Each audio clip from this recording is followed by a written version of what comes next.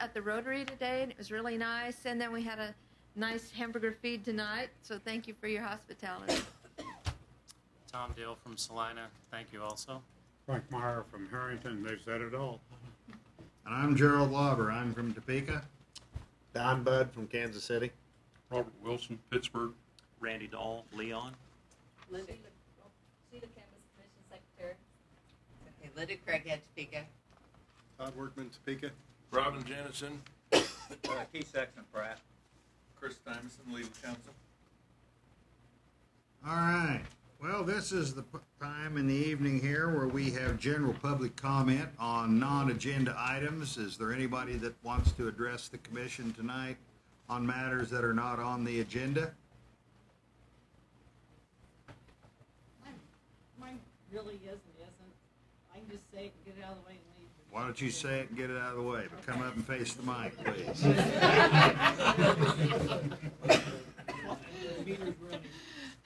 Natalie Donges, and some of you already met me. My husband and I own Deer Grove RV Park in El Dorado, Kansas. I'm also a TAC representative for CARVIC, which is Kansas RV Parks Association.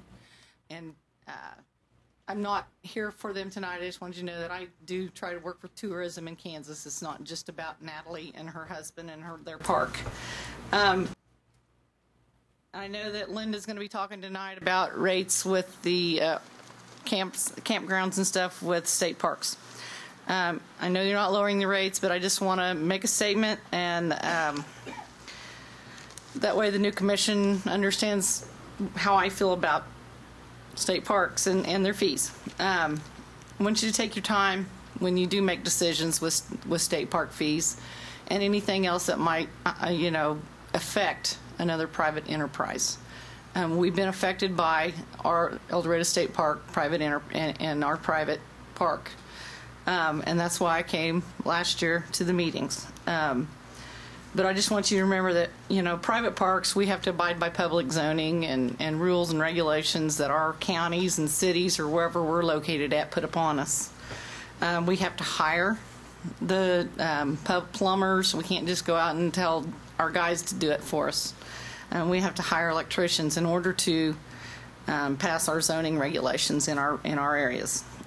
We also have to apply for permits. I'm quite certain, I don't think you guys have to because you're on federal and state lands. We have to pay state and federal taxes. We also have to pay in our sales taxes. We pay county and or sewer fees, which I know that you guys or some state parks have to pay some of them, but ours are not at a reduced rate. We get to pay the full amount. Those of you that were on the board last year know that I've made it clear and that I don't think a lot of unfair competition. I know it isn't done intentionally, but that's why I'm here, is to let you guys know and remember that there's private enterprise out there. Last few years ago, they built a campground at El Dorado State Park. They clearly advertised out to our refinery workers that come stay here, we're cheaper. Well, that didn't go over very well with me, so you can understand that. And thank you all last year for taking that into account and realizing that we are there. And that went with the long-term rates, and we do appreciate it. But that's why I'm here. Just to remind you, I figured if my husband was going to be here, I might as well come up and talk too. And I know the current government in Kansas wants to promote the parks. So do I. I want to promote tourism in Kansas. I had 2 RVs come in last night, and they were just going to stay one night. They're staying with me for a week now because I promoted Kansas. I promoted my area and told them where to go, what to do, and how to do it. And they were excited, and they wanted to go do it. That's how I promote my park and how I make my money, is I talk them into staying longer. I know that not everyone can, but that's what we do. So what I was going to say too is that if we start promoting our parks too strongly and we hurt private enterprise through our tourism department, we have to remember that if you run the private out, that you're also losing your diversity, and that will hurt the whole state. So, but that's all I needed to say. So I appreciate it. So, thank you.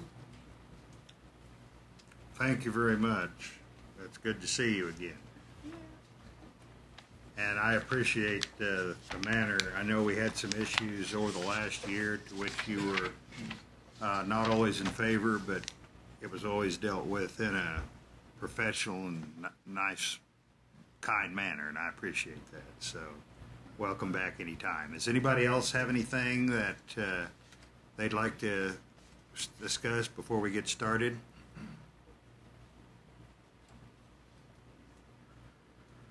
All right, let's roll into the agenda. KAR 115-8-1, Department of Lands and Waters.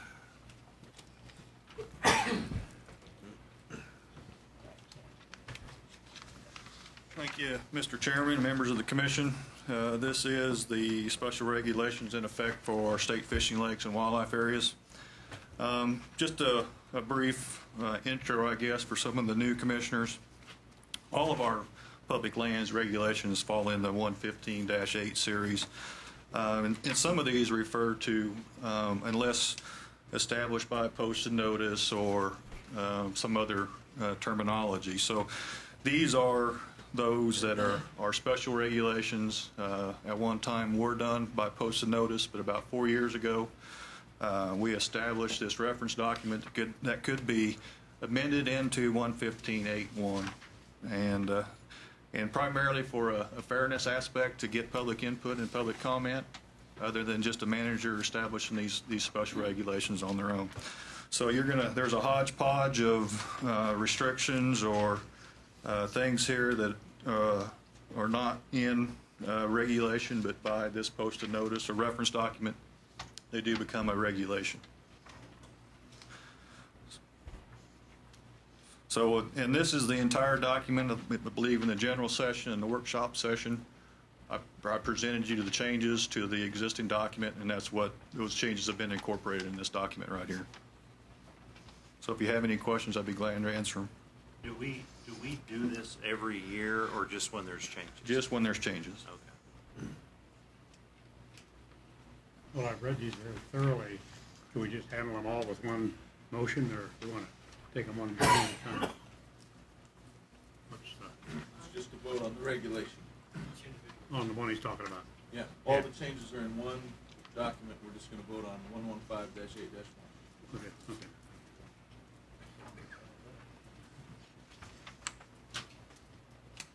Anybody have any questions of Brad?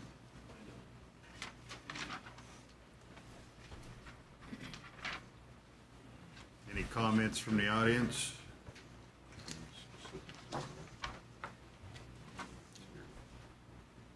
I'd like a motion that we approve this. Mr. Chairman, I move that we adopt KAR 115-8-1. I second it. It's been moved and seconded. Is there any additional discussion? This is a roll call vote, so Commissioner Bolton, Yes. Commissioner Budd, Yes. Commissioner Dill, Yes. Commissioner Dahl, Yes. Commissioner Meyer, Yes. Commissioner Wilson, Yes. Commissioner Lauber. yes. Pass 7-0.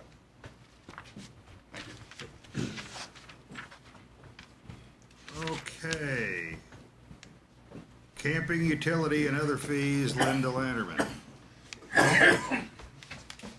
Thank you, Mr. Chairman and members of the Commission. I'm going to address KAR 115-2-3, camping utilities and other fees. And what I brought to you earlier this year, just to kind of give a background on it, was to look at our structure of what we are charging our constituents versus what our costs are. And it was brought up today about our fees and our utilities and what we pay. The only thing I would say to you is we don't get a cut on utility rates. We're paying, I showed earlier in the year that our utility fees from 2010 to 2011 was $400,000 more than what was budgeted. And we budget actual of the prior year. That isn't all just utility increases. I don't want you to assume that's the case. We've put in cabins that can help increase those utility rates, but it's not all that. It is utility increases. And so to keep upon that, and the last time that we have increased fees for utilities was in 2009.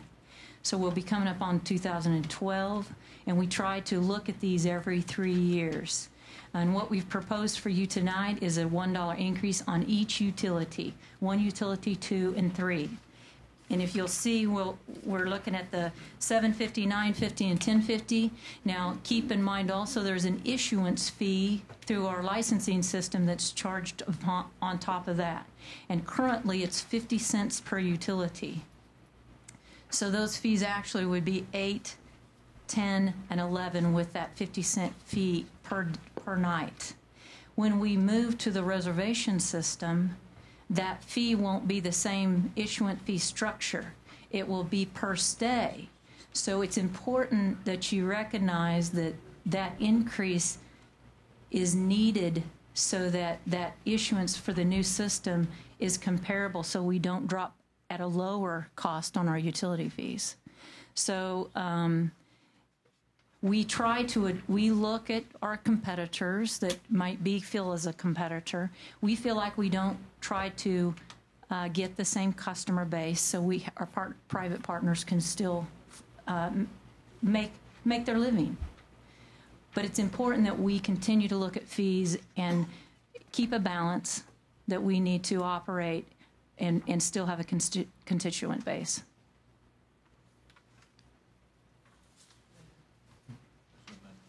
Yeah. On the annual camp. Oh, I was just going to, do I need to do both? Do both. Okay. Yeah. All right. Sorry.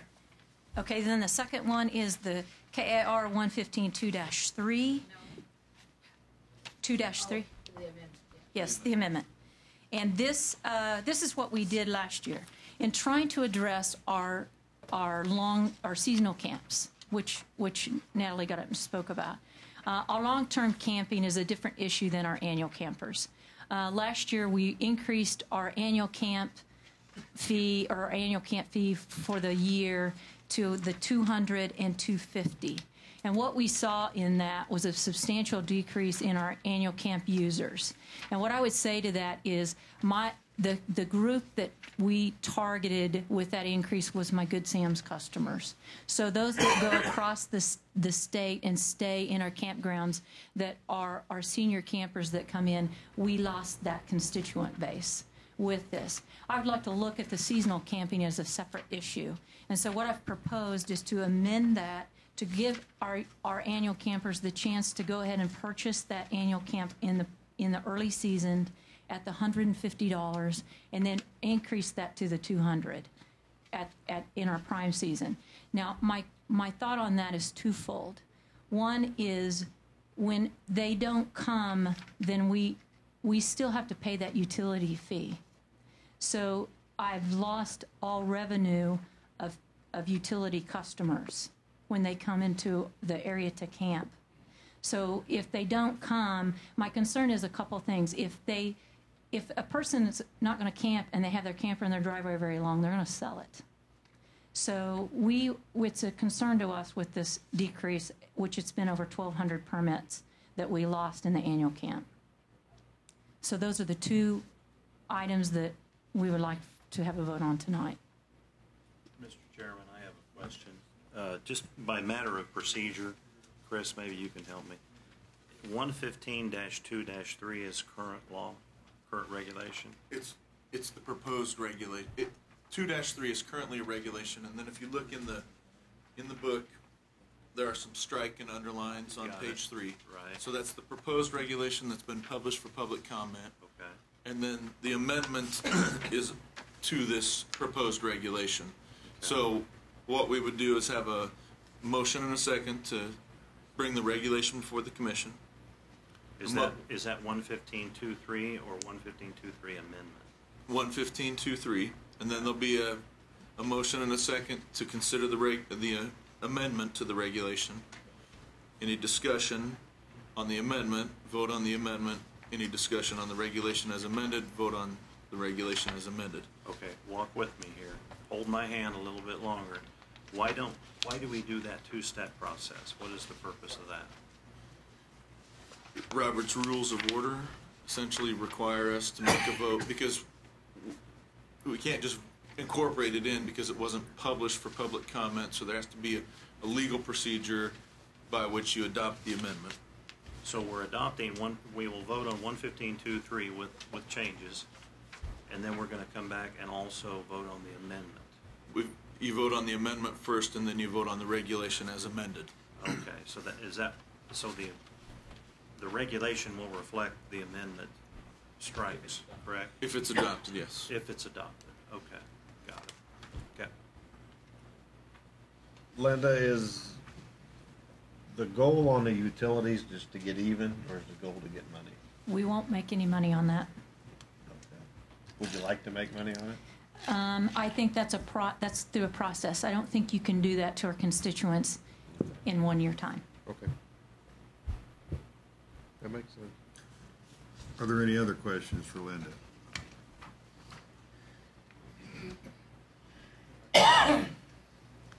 Any questions from the public? You said that you said that was the Good Sam. It was. And they specifically told you that that's why? They came in to visit with me. Which I understand. That's why I'm asking you that, to see if that's what it was, and because I know that we didn't know the weather was going to be bad until later in the year. So no, they came in early, and I have a group in the Great Bend Ellsworth area, and I have a group up in the Perry and Pomona area. Right, and I know they do use state parks, and they do. I can't change that. Sure. And so, and I'm not going to try because I don't have a big destination park. But are there other destination parks in Kansas that it will hurt because you're going to do that? Were they using other destination parks, like let's say up by Oakley by Mary Arlington's or something? She has a fairly big destination park. I'm assuming they would still do that. The way they told me is they will only come certain times. So what they've done is they've taken us out of their rotation. Okay. So I'm sure you understand what that is. They stay in a location for a few weeks, and then they were in Pratt. Actually, a few of them, about 30 of them, were in Pratt, and so they've taken us out of their rotation, which is not good. I want to see a happy medium. If I can add to that comment, one of the singles and doubles clubs that are based out of Kansas City, they've actually made that rotation into Missouri now. They've actually moved their campsites to Missouri and are not coming to the Kansas campsite. Okay. You know, Natalie, I think there's other ways to address that. Right. For you. Missouri doesn't have the And I understand that. I just want to. I mean, we want one organization to come in, and I understand. I don't want you to lose them either because I'm not going to have them. Those are the I get customers organizations I need. too. Yeah, those are the customers. You know, that's the group that. It's a good constituent group. So I'm going to agree with you on that. I just was trying to see if there's a happy medium there somehow. But I know I want you guys to get them back too. So because that's what we're here to promote is the tourism part too. Sure. So okay. Thank you. Any other questions? Okay, we'll bring the original proposal forward, but prior to vote, we'll vote on whether or not we want to add the amendment. And then, if the amendment fails, we'll go back to the original motion, and if the amendment passes, then we'll vote again as amended. So I'd like a motion for approval of KAR 115-2-3. Move for approval. A second, Mr. Chairman. Is there any? Yes. Commissioner Wilson. Is there any additional discussion? All right, now let's move to the amendment. And I'd like to have a motion that we approve the amendment. Move for approval. May I have a second? Any discussion on the amendment? I have one question. I think I missed this, and I'm sorry. But we're lowering, the amendment lowers the fee. Yes. And it's, right now it's $250, and the amendment lowers it to $200. That's in prime season, Deborah. Oh, in prime season, okay. Yes. So what we'll go back to is give our constituent group a chance to purchase it at the previous level of $150 in the off season. All right. Is there any more discussion on the amendment? Let's have the question. Commissioner Bolton? Yes. Commissioner Budd? Yes. Commissioner Dill? Yes. Commissioner Dahl? Yes. Commissioner Meyer? Yes. Commissioner Wilson? Yes. Commissioner Lauber? Yes. Pass 7-0. All right. Let's have a vote on the As amended. as amended. Commissioner Bolton? Yes. Commissioner Budd? Yes. Commissioner Dill? Yes. Commissioner Dahl? Yes. Commissioner Meyer? Yes. Commissioner Wilson? Yes. Commissioner Lauber? Yes. Pass 7-0. Now, we're getting this Robert's Rules of Order down Thank very you. well. Now, 115-8-9.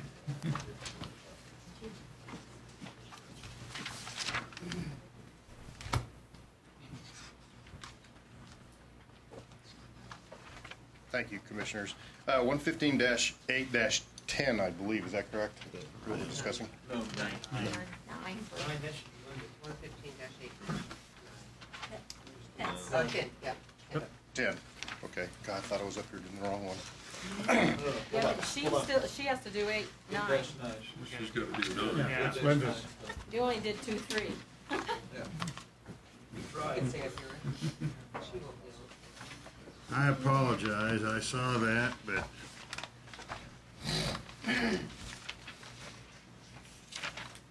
Oh, yeah, this is mine. 115-8-9. Sorry about that. This is, we are moving to an outdoor recreation management system, and currently we require, if you take your camping unit to a state park, you have to occupy that every 24 hours. And what we're asking for this one is to allow those that make a reservation, they do not have to occupy that every 24 hours. And I'll tell you, the reason behind that is, one, we know who you are, because you have to make a reservation. You have to give us your name and your address and your telephone number. So we have that information if something should happen to your camper and we notice it.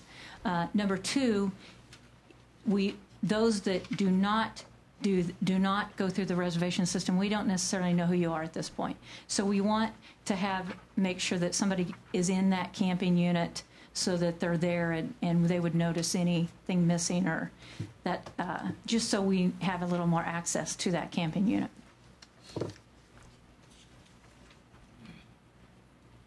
And that will be for those that make a reservation only.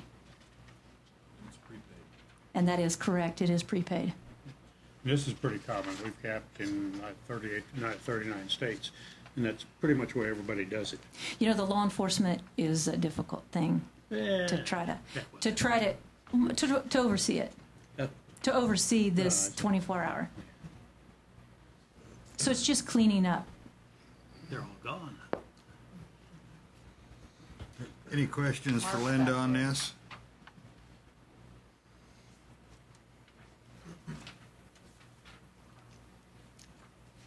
Any questions from the audience? I'd like a motion for approval. Move for approval. Second it. Is there any additional discussion? Let's call a vote. Commissioner Bolton? Yes. Commissioner Budd? Yes. Commissioner Dill? Yes. Commissioner Dahl? Yes. Commissioner Meyer? Yes. Commissioner Wilson? Yes. Commissioner Lauber? Yes. Pass 7-0. Thank you. Now we're on pets. Yes, sorry. Come back anytime. Okay, we'll try this one more time. Thank you. 115-8-10 is pets provisions, and currently we do not allow pets in our cabins, and we've had numerous requests at different locations. Thank you, Commissioner Meyer. Sasha request. Okay, I'm sorry. But anyway, this would allow us to establish 5 pilot parks to try this out to see if it works, and we will have a $50 per reservation pet fee when you do reserve the cabin. 5 cabins, 5 areas that were selected: Mamie's Cabin at Eisenhower State Park, Larkspur Cabin at El Dorado State Park, Pioneer Cabin at Lovewell State Park, Big Oak Bungalow at Milford State Park, and Pawnee Cabin at Tuttle Creek State Park. Is that $50 refundable or not refundable? No. And that will be per reservation. So if you stay a week, it's $50 for that reservation. If you come back 2 months later, it'll be another $50. Your dog dies, you're just out of luck. Any questions on this?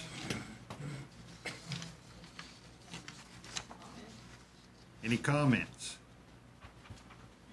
We waive the fee for service animals. Service animals are already allowed.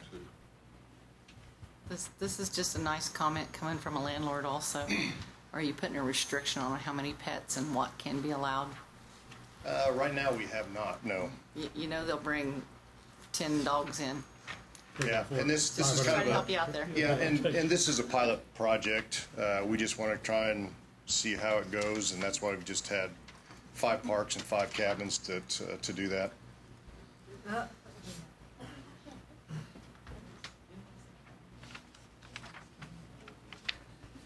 It's a good point, but any other questions?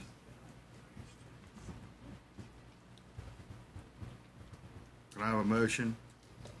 I move to adopt 115-8-10. Second. Any discussion? Roll call, please. Commissioner Bolton? Yes. Commissioner Budd? Yes. Commissioner Dill? Yes. Commissioner Dahl? Yes. Commissioner Meyer? Yes. Commissioner Wilson? Yes. Commissioner Lauber? Yes. Pass 7-0. State park cabin rates. This one has to do with the cabin rates in basically the off-season. January, February, March, a lot of our visitation is almost zero, as well as our cabin occupancy. We have 5 parks that have want to try the pilot program again to lower the rates during this off-season, just to see if we can generate a little bit more revenue and increase our occupancy. I think you have a chart in front of you, and you can see the proposed rates and the current rates on there. And we have a pretty good cross-section. We have parks in all 3 of our regions that are willing to try this out and kind of bite the bullet for the rest of us, I guess might be a good way to put that. And this will give us an opportunity to see if lowering the rates, and they're pretty significant rate reduction, just to see if this will generate a little bit more revenue and increase our occupancy in those off seasons. Do any of these get booked during like a pheasant opener or a deer opener or something like that? Oh yeah. Right now we're just looking at January, February, March for these cabins to do this. But during the regular firearm season and pheasant season, almost every weekend, I think, across the state is pretty well booked up. And most of those are booked a year in advance.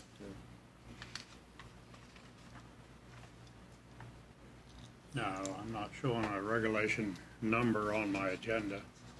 Am I missing something? No, this is what we talked about earlier with the legislative session, this past session, that they passed it, the statute that takes it out of regulation.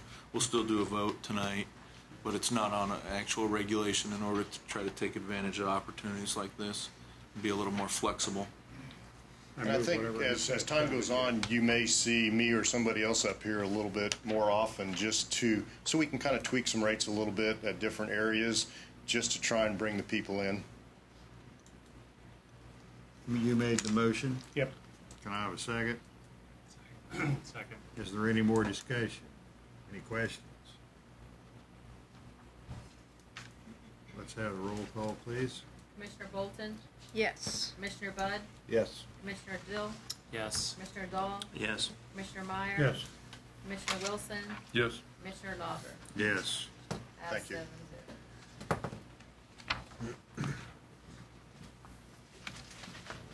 Okay, Doug, commercial harvest of fish bait.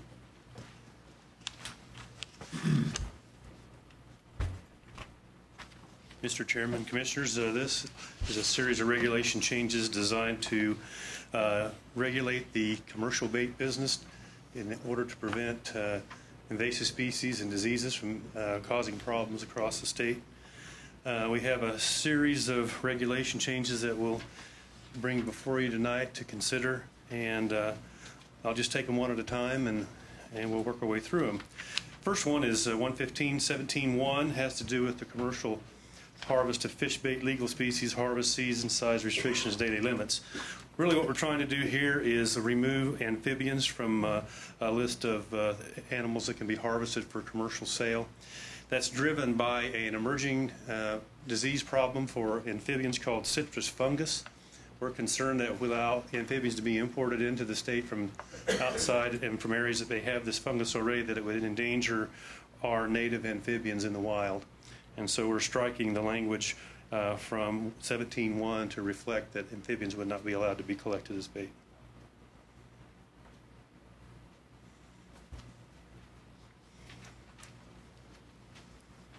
What is it? I have a question here. Crayfish, and what is that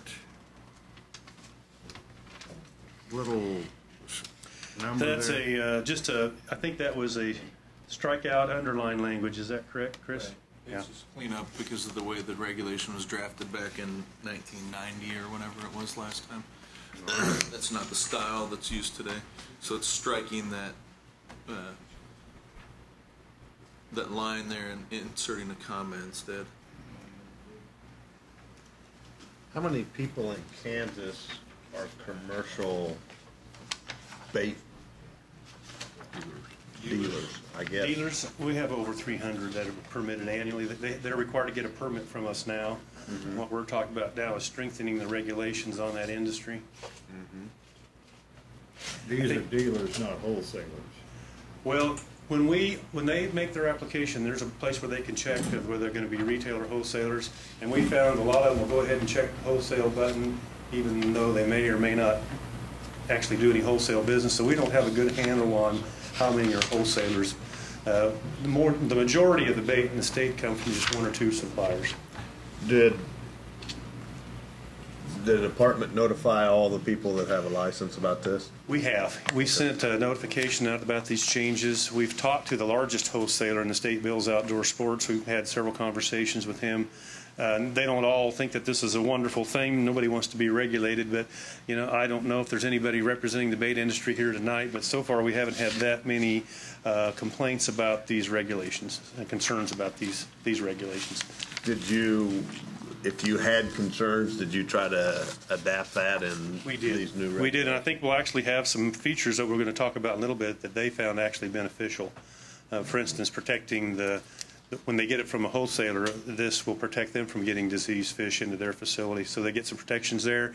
And we're also going to be setting up a website where all the bait dealers, if they opt to, we will list them on our website, which will help their advertising and make more people aware of their business. If we get the presentation, Chris, and we go through this line by line, and then someone were to make a motion to approve, since it's all relevant to one subject, could you approve all of it in one motion, or are you going to have to go through it one at a time? No, it's all one. It's at once, unless somebody makes an amendment to change the regulation. So you're voting on this regulation as it's presented. Just seven. I'm talking about 17.1, 2. No, we're only. We have to do each regulation separately. Separately. Yep. Okay. And I'd like a motion that we approve this first one. This would be 17.1. So moved. Second. Now, is there any additional discussion?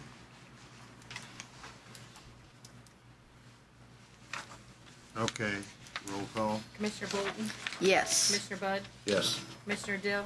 Yes. Commissioner Dahl? Yes. Commissioner Meyer? Yes. Commissioner Wilson? Yes. Commissioner Dauber? Yes. 7-0.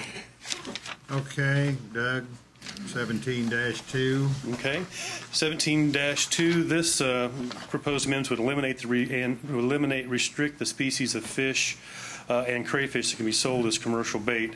Require certification of pathogen-free status before import or sale. It'll require the use of a potable water source in distribution and holding tanks, and the sale of bait, it has to be accompanied by a receipt, not a receipt of the individual angler buying the bait, but of the wholesaler or the dealer, so that we can trace where the fish came from or the bait came from. And this amendment is just a part of our package that we've discussed. We also have a possible amendment, which is 2A, and I don't know if you want to discuss that first. Okay. The possible amendment would be to modify the proposed 17.2 to strike the word "or sale." If you look at the page there where we have live aquatic bait shall be certified free of the following pathogens before import or sale, we would like to strike "or sale" because we're not aware of any of these 4 infectious diseases occurring in Kansas at this time. So it'd be an additional, lift a bit of a burden off of them by not including the word "or sale" in this regulation at this time. Now, if at some point we had a positive population somewhere in the state, we might want to reconsider this, but right now we don't think it's necessary to include the "or sale." Just the import into the state's what we're concerned about. I'm assuming that that amendment comes from a later reflection on the regulation and the right. Like I said before, I believe it'll just be a little bit less burdensome on the bait dealers to not have to be worried about bait that they may have collected from the wild in Kansas being protected from those diseases, since we've not detected those diseases in Kansas. What's a black salty?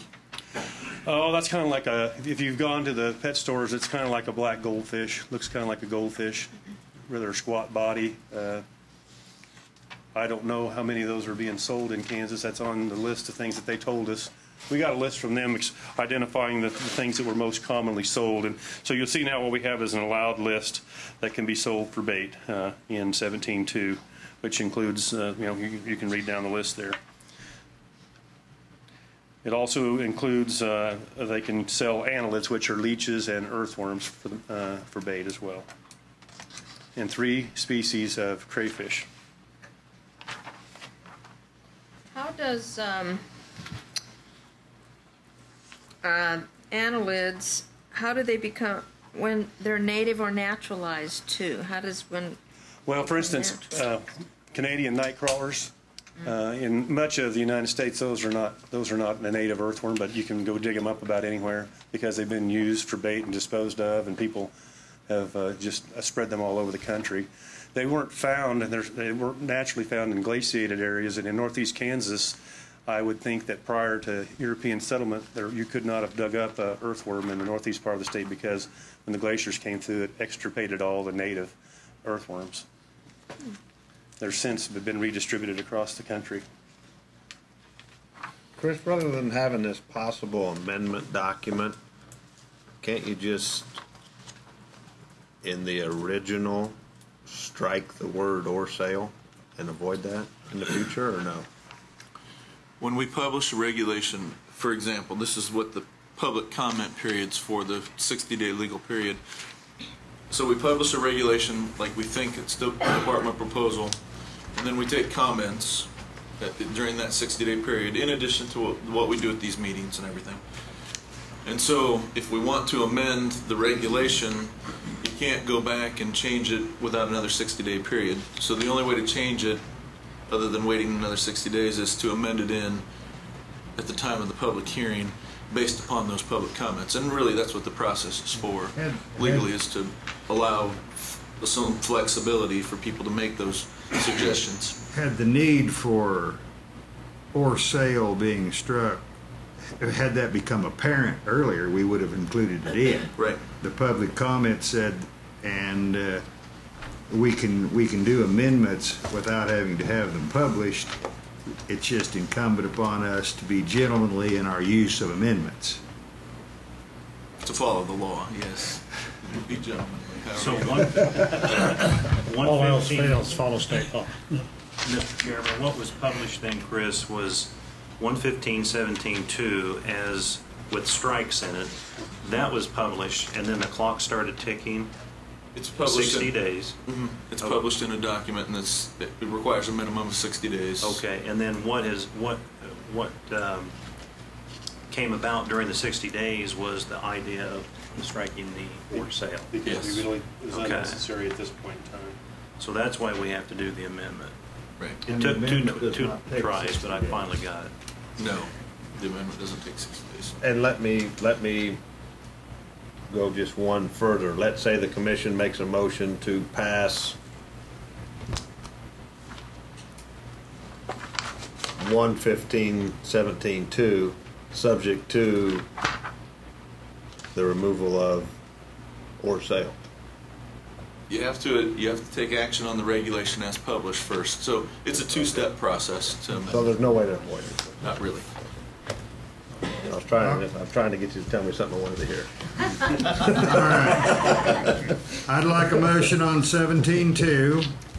Frank, did you? Yeah, Mr. Chairman, I move we adopt KAR 115-17-2.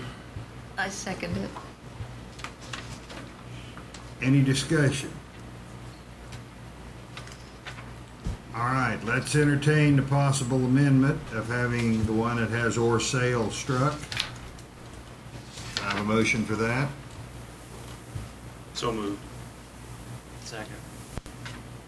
All right, any questions on that? Any comments? Then we can vote. Commissioner Bolton? Yes. Commissioner Bud? Yes. Commissioner Dill? Yes. Commissioner Dahl? Yes. Commissioner Meyer? Yes. Commissioner Wilson? Yes. Commissioner Lauber? Yes. That's 7-0. Is struck proper grammar, Counselor? It sounds pretty good to me, right? I didn't know if Stricken. struck or shall be stricken. Stricken. What about strike? Go All with right, let's have a vote on the original reg Commissioner as Bolton? amended. Yes. Commissioner Bud? Yes. Commissioner Dill? Yes. Commissioner Dahl? Yes. Commissioner Meyer? Yes. Commissioner Wilson? Yes. Commissioner Lauber? Yes. Amendment passed 7-0. Okay, now we are 2A. 13, 17, 3, I'm sorry. No. Yeah, okay. 2A, okay, 2A, okay, okay, excuse me. We've taken care of 2A, 17-2A. That was the amendment. No. This regulation will establish a procedure for documenting the certification. This permanent regulation will establish the procedures for certification of pathogen-free status for the sale of bait fish. So that'll just mean that this will allow us to make sure that anybody bringing bait fish into the state of Kansas from outside the borders has had those fish tested for the 4 reportable diseases, and those are listed there.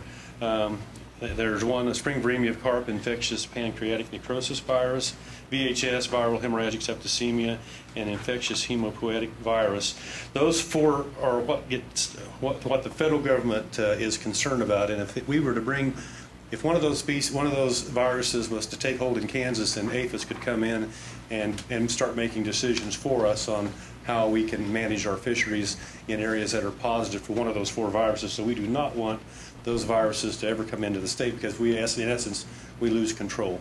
And also, when they do the virus testing for those 4, they can pick up other viruses that aren't on the reportable list, but things that we would be interested in knowing about, such as largemouth bass virus and some of the other viruses that are emerging across the country. So we feel it's very important that we include this certification that fish coming in the form of bait fish are certified disease-free. And there's an amendment. Yeah, It's and the they're exact same as right. our last amendment. The or sale language is stricken.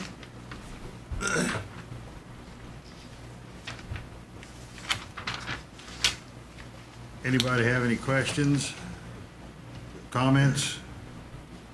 Can I have a motion for approval of 2A? I so move. May I have a second? Second. Let's go to the amendment. Same logic would apply. Can I have a motion for approval of this amendment? So moved. Can I have a second? Second. Now, is there any discussion on any of these?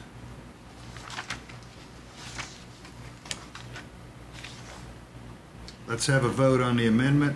Commissioner Bolton? Yes. Commissioner Budd? Yes. Commissioner Dill? Yes. Commissioner Dahl? Yes. Commissioner Meyer? Yes. Commissioner Wilson? Yes. Commissioner Lauber? Yes.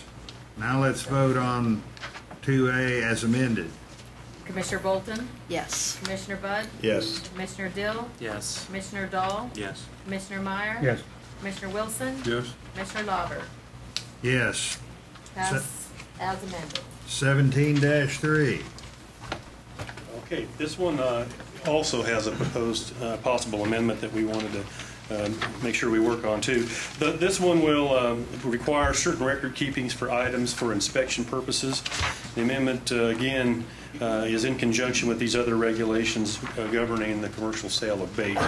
If you look on there, we've had some problems in the past with people not completely filling out the application, and where you want to put a little teeth in the fact that we're not going to accept any applications that aren't complete.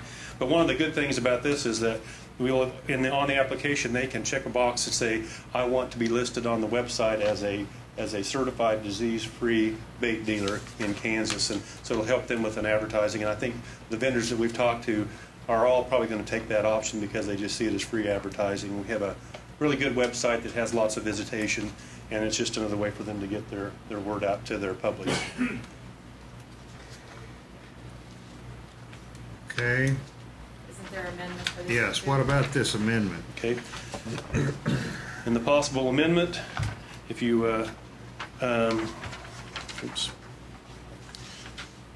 would be to come in and strike just some cleanup basically on number D, subject to all federal and state rules and regulations. We'll do away with that. The main thing on that one is to possess a valid game breeder's permit, because currently you can be a bait dealer if you also have a valid game breeder's permit, and they're not required to go through this disease certification process. Is that? It was actually, it only dealt with amphibians, really. Okay. And since amphibians are not being allowed for sale anymore, there's no need to have that language in there. It was just something that we caught after the fact, after we published it. Does anybody have any questions on the amendment or 17-3 as presented?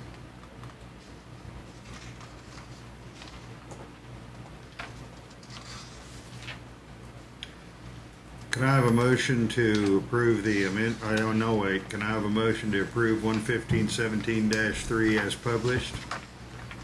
So moved. Second. Now may I have a motion on the possible amendment? I so move. Have a second. Second. So we have the original regulation as published with the possible amendment. Is there any questions in our discussions? Let's have a vote on the amendment. Commissioner Bolton? Yes. Commissioner Budd? Yes. Commissioner Dill? Yes. Commissioner Dahl? Yes. Commissioner Meyer? Yes. Commissioner Wilson? Yes. Commissioner Lauber? Yes. 7-0. Now we'll vote on the regulation as amended. Commissioner Bolton? Yes. Commissioner Budd? Yes. Commissioner Dill? Yes. Commissioner Dahl? Yes. Commissioner Meyer? Yes. Commissioner Wilson? Yes. Commissioner Lauber? Yes. As amended, 7-0. 11517-4, commercial harvest of fish bait. And again, we're trying to be consistent by striking the amendment would remove amphibians from the language of the regulations, just because we're not allowing the sale of amphibians anymore. So if you look up there, we've struck that out on A1. What's the bar measurement? That's the if you have a gill net, they're usually it's a rectangular shaped gill, and the bar measurement is the distance between the horizontal and the top horizontal bar and the lower horizontal bar. So if it's a 1-inch mesh, it'd be 1-inch bar mesh, would be a 1-inch mesh screen, and that's designed to catch a certain size of critter. So you just take the horizontal, kind of move it straight up and down. Right. You just measure the distance on the perimeter of on one of the sides of the mesh of a gill net. When we're making these changes like this, and there's swooping changes to a specific industry, what is the impact on violations the first year. These are, Well, I mean, for example, these regulations we've talked about for almost 2 years now. So I think everybody's fairly familiar that they're coming, and they don't go into effect tonight. They go into effect once we publish them in the Kansas Register, and then these regulations have an effective date of January 1. So there's a time period where people get to familiarize themselves with the changes in the reg.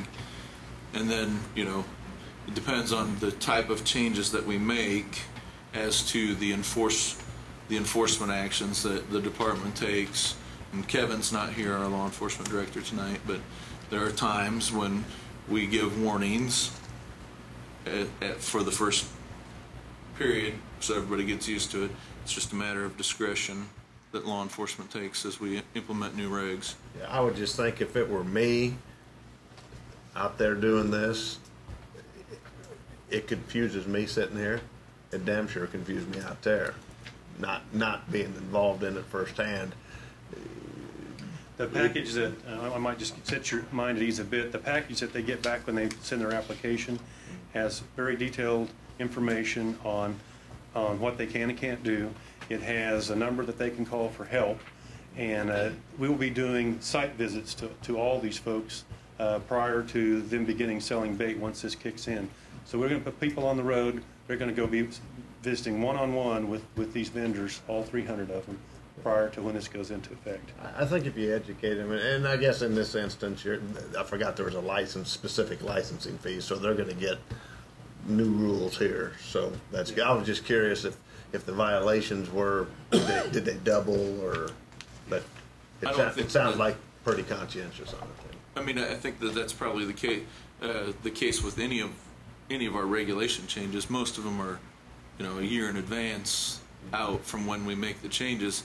So if we make an equipment change for hunters, for deer hunters, for example, because equipment's pretty regulated in deer hunting, most of those changes are made in March, and they go into effect a couple weeks or a month later by the time it gets the publication dates and everything like that. I don't think that we see a jump in those violations. I think people are pretty cognizant of it, and we try to do everything we can, put it out online, put it into our regulation summaries, and get the information out in addition to the public process that we're all participating in now. And that's why you have 3, 4, 5, 6 public hearings, and you only need to have one by statute. Right. Okay. It might be worth noting, too, that on the commercial bait regulations, even though our violations would be misdemeanor, correct? When you move something across state lines, then you can get into Lacey Act violations, and that would bring in the federal government. And, that's a situation where the fines can be considerably more than what we would see in our court system. Mr. Chairman, I have a comment. I think I'm right. Correct me if I'm wrong. These bait dealers have some regulation right now. Yes, without us doing anything. So they in the past, they've dealt with regulation before. This is not something that we're putting on them brand new. They're permitted annually. Right. Okay. They're required to display their permit in their place of business.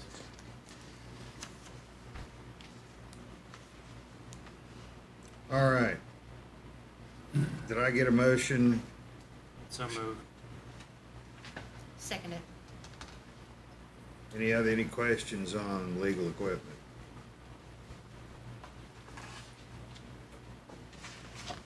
Let's have a roll call vote. Commissioner Bolton? Yes. Commissioner Budd? Yes. Commissioner Dill? Yes. Commissioner Gall? Yes. Commissioner Meyer? Yes. Commissioner Wilson? Yes. Commissioner Lauber?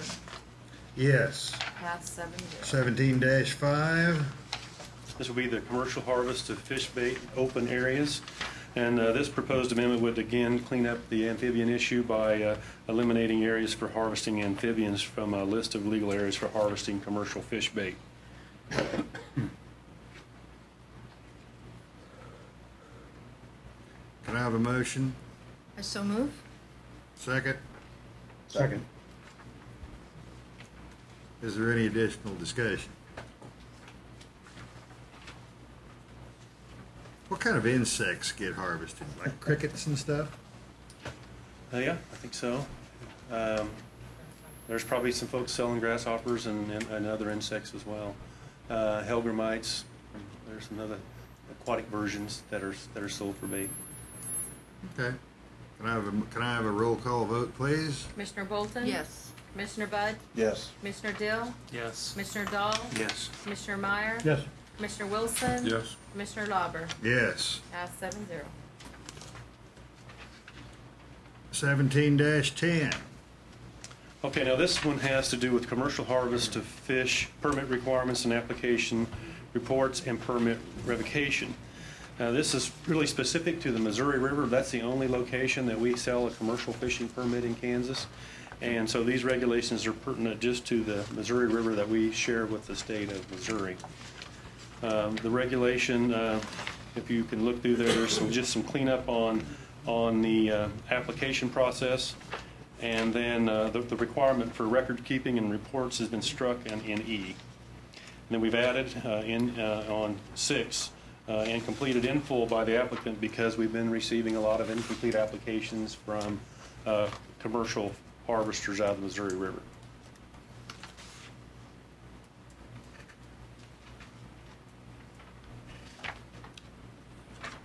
We have a fellow who, for the state of Kansas, and maybe he does more as a contract with a special permit. I think his name is Bell.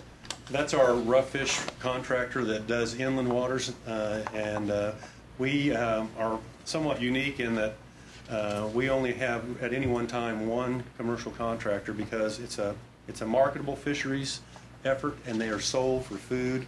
And if you have too many fishermen out there, the market gets driven down to the point that it's not worth any of them going out to fish. So we've operated on a single contractor so that we could deal with market fluctuations. On the Missouri River, that's not the case. They can we'll sell a permit to anybody that's qualified and isn't on some sort of a violator compact list. The target harvesters of 1710 are fish for human consumption? There may be fishing? some. They would be taking buffalo, Asian carp even, I guess, in some instances on the Missouri River. It's the Missouri River rough fish. We banned the commercial harvest of catfish from the river. There was a tradition for many years of commercially harvesting catfish on the Missouri River through its whole length. And all the states went together and banned that probably 20 years ago. So they're dealing primarily with buffalo, carp, that kind of thing. But the contractor we have does not fall under 1710. No. He has a specific contract with us where we dictate where he goes, and he has to pay us a percentage back on the value of the fish he markets. Okay, are any more questions of Doug of this? Greg? Can I have a motion for approval? So moved. Second. Is there any more discussion? Been moved and seconded. Let's have a roll call vote. Commissioner Bolton? Yes. Commissioner Budd? Yes. Commissioner Dill? Yes. Commissioner Dahl? Yes. Commissioner Meyer? Yes. Commissioner Wilson? Yes. Commissioner Lauber? Yes. 1711, Doug. Commercial harvest of fish, legal equipment and taking methods. We're wanting to strike the term general provisions, identification tags, and identification tag fee. This is just to clean up again on some of the language with striking out a reference to the mesh size of 2.5 or more inches. On the next page, you'll see the strikeout except as authorized by the department. And that's just about it. It's just a little cleanup having to do with the current commercial harvest on the Missouri River. Do we have 20 permittees? I don't think we even have that many right now, because they can get permitted by us or across the border in Missouri. And most of the commercial fishermen, I believe, are permitted in Missouri. They can use a permit. They can use a permit from either state. And there's a longer stretch. By having the Missouri permit, you can go on down into the Kansas City and on downstream. Okay. So most of them opt for the Missouri permit as opposed to our commercial permit. Can I have a motion for approval for 1710? I so move. Second. All right. Any additional discussion?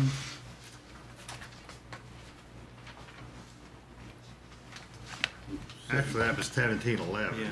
17. I think everybody knew what I meant. Let's have a vote. Commissioner Bolton? Yes. Commissioner Budd? Yes. Commissioner Dill? Yes. Commissioner Dahl? Yes. Commissioner Meyer? Yes. Commissioner Wilson? Yes. Commissioner Lauber? Yes. 1712. Currently, commercial fish harvest in Kansas, like we said, is restricted just to the Missouri River, and the proposed amendment would require certain species of fish to be dispatched prior to transport after commercial harvest. So basically, we just don't want them hauling live Asian carp out of the river to other locations. This is just requiring them to haul them dead. Do they have any use for those Asian carp? Well, it's a big issue nationwide because they become so prevalent in the Mississippi particularly, and now in Missouri they're starting to become an issue, and not one that we've been successful in controlling. We have not been able to stop their spread. If they can get somewhere on their own, they're going to get there. But I mean, do they have has anyone found a use for Yes, I was going to tell you that on the Mississippi River there are plans. There are already 2 processing plants, and there's plans to build at least 4 more on the Mississippi. And while there's not a market for them really in the United States, there is a market for them back in Asia where they're native. They've depleted their stocks, and so they're flash freezing them and putting them in shipping containers, and they're exporting them back to China. So it's the back to China movement. Sounds like an opportunity. Can I have a motion for 1712? So moved. Second. Any additional discussion? Let's have a vote. Commissioner Bolton? Yes. Commissioner Budd? Yes. Commissioner Dill? Yes. Commissioner Dahl? Yes. Commissioner Meyer? Yes. Commissioner Wilson? Yes. Commissioner Lauber? Yes. 7-0. All right. 115-25-14. That's you too, Doug. Yep. Okay, well, this is the regulation that deals with fishing creel limits, size limits, possession limits, and open seasons. And this regulation also enables us to have what we call a reference document, similar to what Brad had earlier on public lands. Those would be special regulations that are different than the statewide length and creel limits. I'm going to cover the changes in the regulation itself first, and then we'll talk about the reference document in a minute. First of all, I don't know exactly how many years this has been going on, but it seems like each year we have more and more problems when trout season begins on October 15th with warm weather that has made it difficult for us to release the fish in time for the opening day of trout season. This year I think we've got about 5 or 6 locations that won't be stocked on October 15th. We're proposing that we push that back to November 1st to give us a little bit more opportunity for the fall weather to set in and the water to cool. Most of our trout fisheries, with the exception of the Mine Land area and Canopolis, are wintertime fisheries that are dependent upon cool water, and in the summertime the water gets too warm to support the trout. So we would like to propose moving the beginning of trout season for all the waters except for the Mine Land Unit 30, which is year-round, to a November 1 start date for next year. Is that the only real change included in this? There's one more change, and that is we've added a new trout location, Colby Villa High Lake, out in northwest Kansas. We're working with the city of Colby to create a winter fishing opportunity out there. So that'll be the other addition there. Do you want to do the reference document now or vote on this reg? No, it's all okay. Okay, so then the next thing would be the reference document. And what that is it's length and creel limits and some other special fishing regulations that are different than the statewide limit. We try to tailor our management to the desires of the anglers, and we can't always do that with the statewide creel limits. So each year we will bring to the commission any changes or additions or deletions from the list of special length limits. And I can go down through this long list, but I think maybe the thing that I could do that would be the most helpful would talk to you about the ones I think might be the most controversial. Those tend to be the changes on the large federal reservoirs. We are going to be proposing a 5 daily creel on blue catfish in 2 bodies of water that we've recently introduced blue cats to. We've had quite a bit of success. The Farlington hatchery has been very successful in the last 7 or 8 years in rearing blue catfish in large numbers, and we've been introducing them into reservoirs across the state. And this year we want to include Glen Elder and Lovewell, change it from a 10 a day on blue catfish to 5 a day on blue catfish to help protect that new population. And then we also have a situation, let's see, on a 35-inch minimum length limit. See, I don't know if we have any new ones on that, though. No, I don't think we have any new ones. But the 35-inch length limit on blue catfish, those are designed to help us take advantage of lakes that have some A&S problems. They'll eat zebra mussels, and they also can be effective on preying on white perch. So that's, when you see the large length limit on the blue catfish, that's designed to help manage around some of our invasive species problems. Other than that, most of the others are small state fishing lakes and changes in the creel limits and length limits.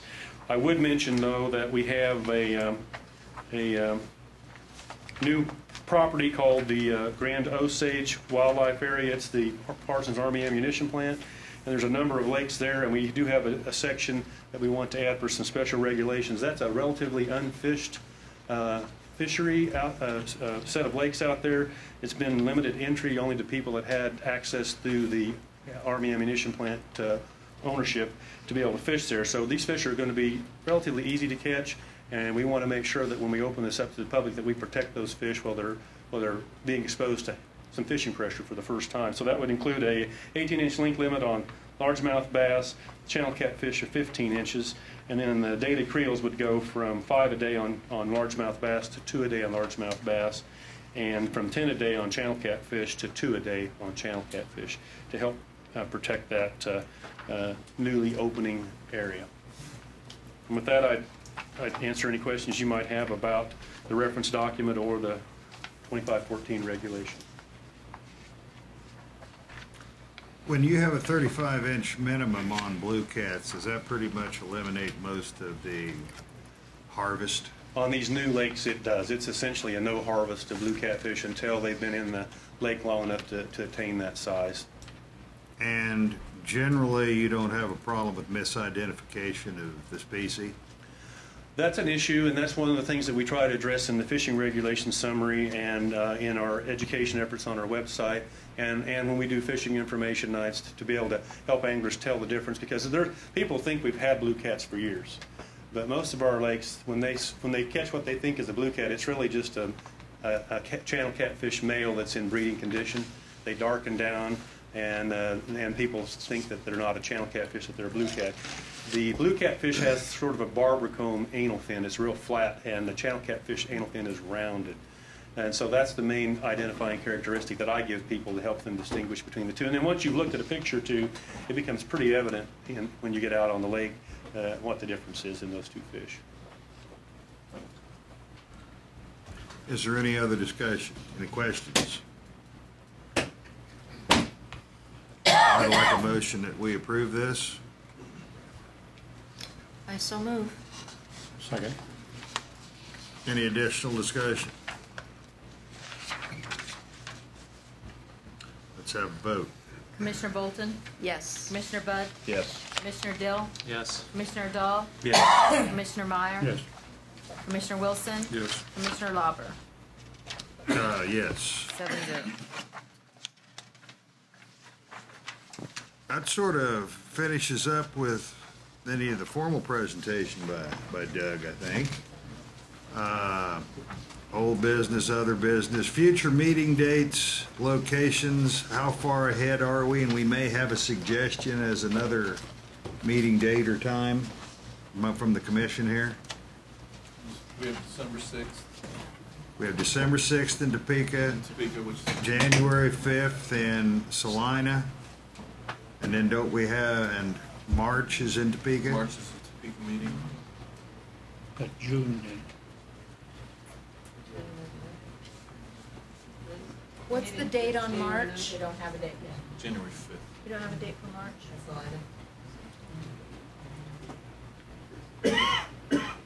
We need a March and April date.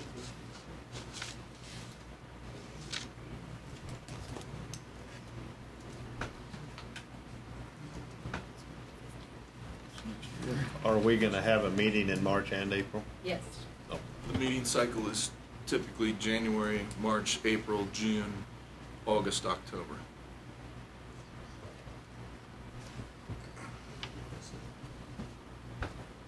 Are we waiting for a date for March? Or Yeah, he's is looking. 15th or the 22nd?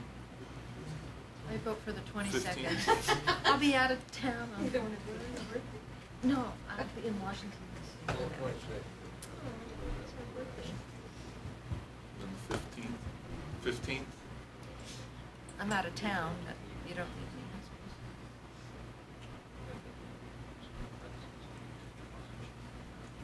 Whatever. You want to go 22nd then? 22nd? Does that work? Good. And then April, April, either go the 19th, the 26th. Can we defer that maybe until our next meeting, the April one, or do you want to do it now? If we don't do it now, Sheila's not going to have enough time to get a location booked in advance for us that meets the facility needs. So usually we have to go at least 6 months in advance or 8. Linda's opening weekend of turkey season. Opening of Mid-April, turkey isn't it? season will be the 11th for shotgun that year, or next year, should be. So if we went, the 19th or the 26th are the last two Thursdays of that month. Is that not, Don seems to be scowling a little bit. No, I'm thinking. Thinking and scowling, I have the same look.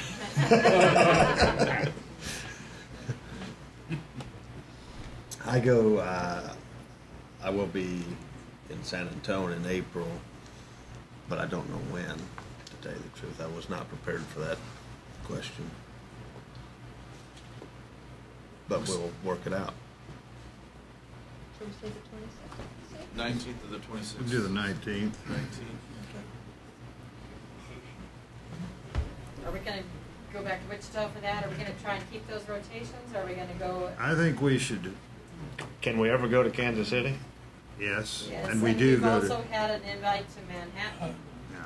Manhattan is, next month they have a new convention center completed, and in April they're gonna open their new tall grass Discovery Center.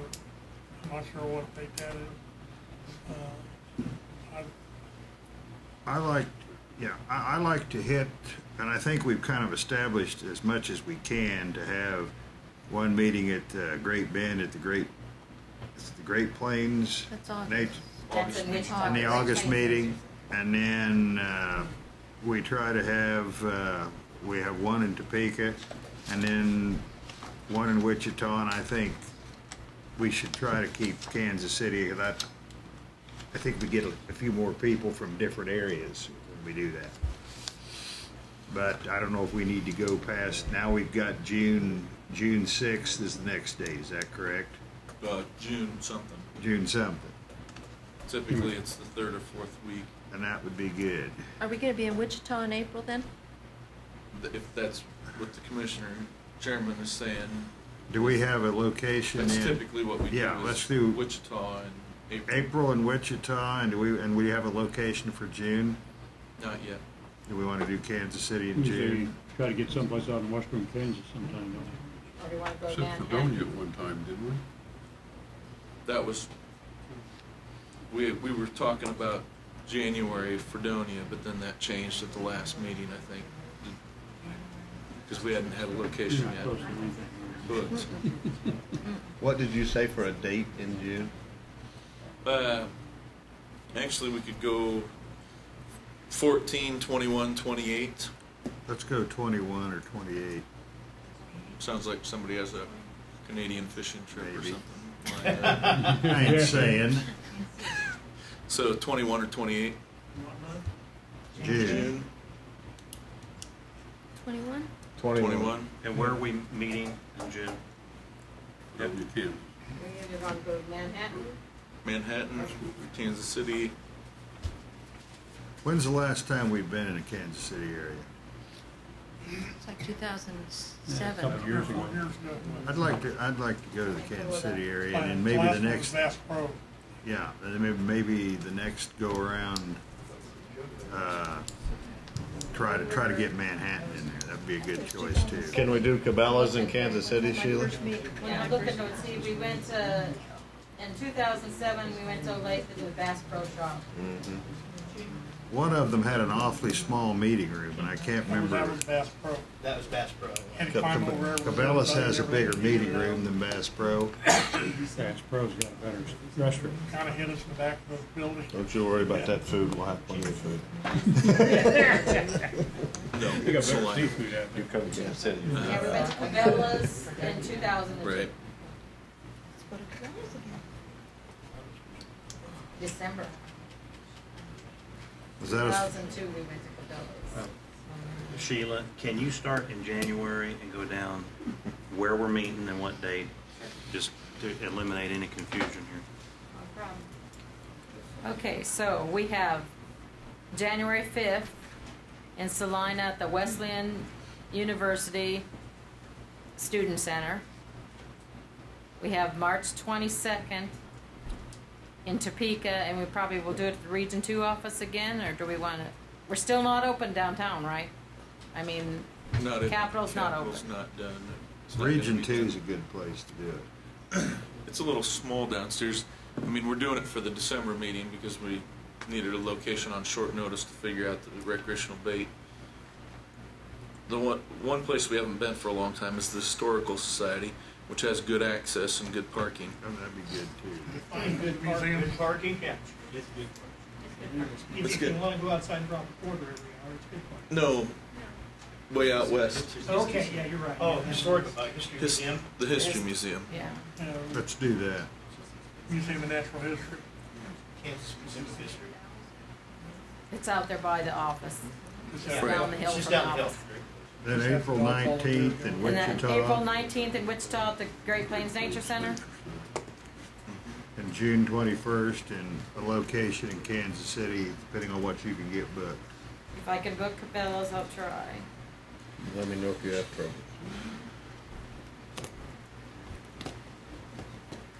We can set August now if you want. 16, 23rd, Early 16. 16, or the 23rd Probably not gonna be there for that. Which one's that? for August. Oh, August. I would really like to not do August. Okay. You got a job there. You got Nothing on August. No August. Not yet. Usually after that Thursday, August, later. Because that?